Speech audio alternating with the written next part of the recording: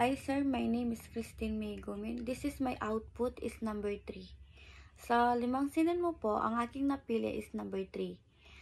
Paano ipinapakita ng kwento ni Rizal at Segunda na hindi lahat ng dakilang tao ay ligtas sa sakit at kabiguan ng pag-ibig? So, si Rizal sa kinikilalang pambansang bayani ay hindi nakaligtas, realidad na hindi lahat ng damdamin ay natutulungan sapagkat napilitan siyang isang tabi ang kanyang pagmamahal dahil sa kagustuhan ng pamilya ni Segunda. Ipinapakita nito ang tunay na kadakilaan ay hindi kawalan ng kabiguan kundi ang kakayaang bumangon at ipagpatuloy ang mas mataas na layunin sa kabila ng personal na salat. Next po, ang pangalawang napili ko naman po ay number 4.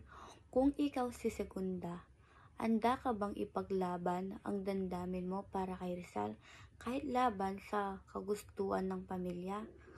So, kung ako nga si Segunda, kung ako si Segunda, mahirap man ay hindi ko ipaglaban ang damdamin ko kay Rizal laban sa kagustuhan ng aking pamilya.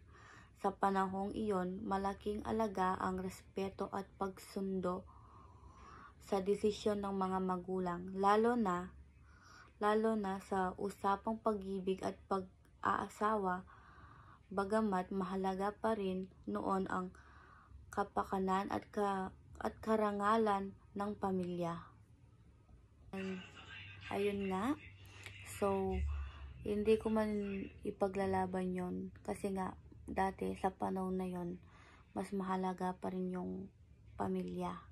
So, gayon pa man, sa puso't ko mananatili ang pagmamahal ko kay Rizal bilang isang alaala ng isang pag-ibig na hindi natuloy.